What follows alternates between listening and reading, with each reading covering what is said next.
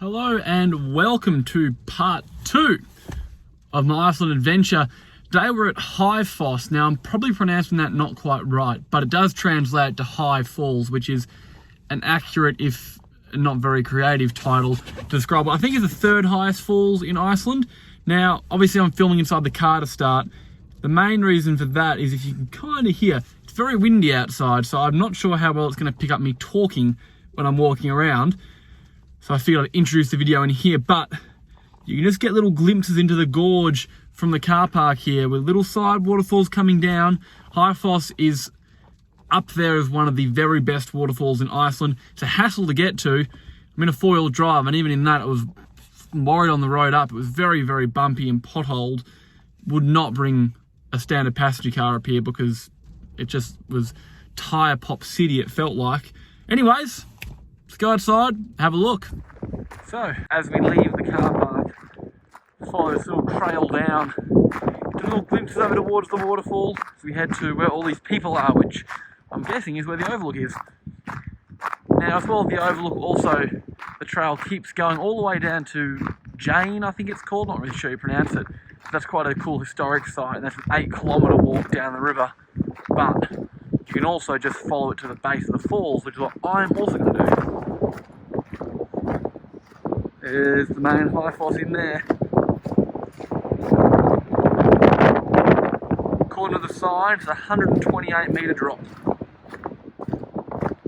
Check it out. Unbelievable sight this is. 128 metre sheer plunge.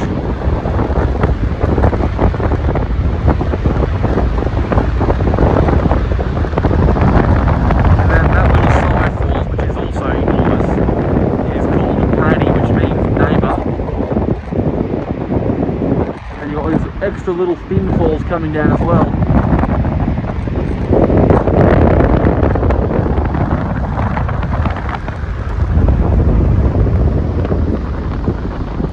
And the fossa continues downstream. Now further downstream is Waterfalls, which I was at earlier on this same river. Also really impressive and worth doing as you come up, because you'll drive past it on your way here, and you can also see way down there people in the gorge where I'll be going to quite soon.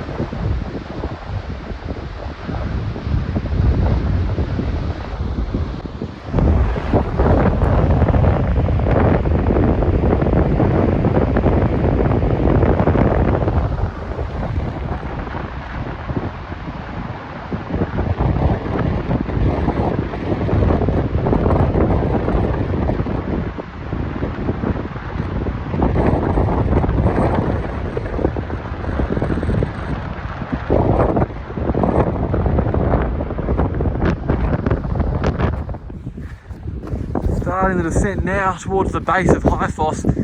What really is striking in this area is just the amazing colours you get. This volcanic soil, and the sort of shades of orange and green, looking down to those gorges. Really spectacular. What's really striking, I mean everywhere in Iceland, but particularly here when you have such an expansive view, is just how barren everything is. It's like a moonscape almost. Absolutely no trees in sight.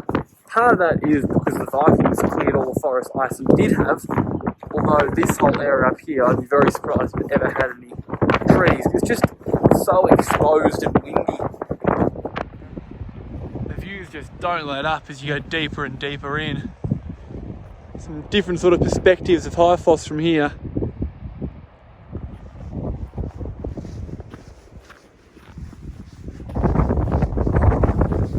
Now at a fork here it looks like, where you got posts to go that way. I imagine that's the trail to Jane, and this way to Haifoss.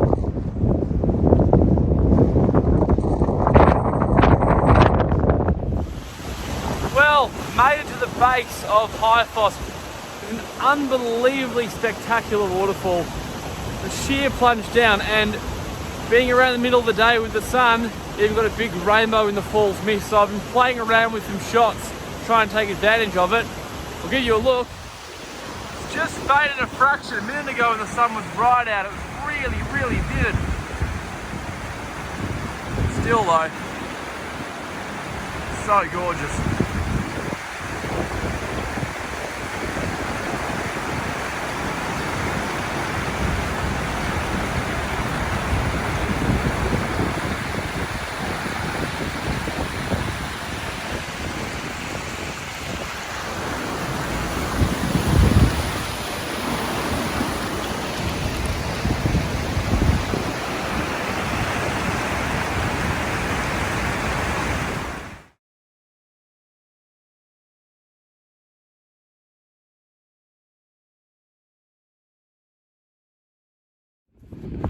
Well, back up on the windy plateau after a pretty decent little climb back up. It's 128 meters down, so the same back up.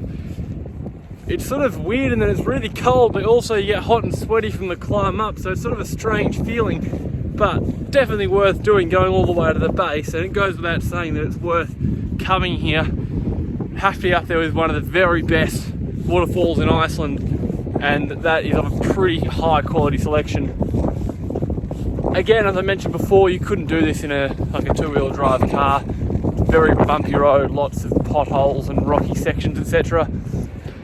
But if all you have is a two-wheel drive car, it's still worth coming, because I reckon you could park at the start of the dirt road and then either walk 6k's up it, which I'd still recommend doing, or try and hitch a ride, because there's loads of cars that come up here. So I think hitchhiking is not a bad bet, because if I went to Iceland, as I am, I would hate to miss out on this place. Anyway, thanks for watching. See you next time.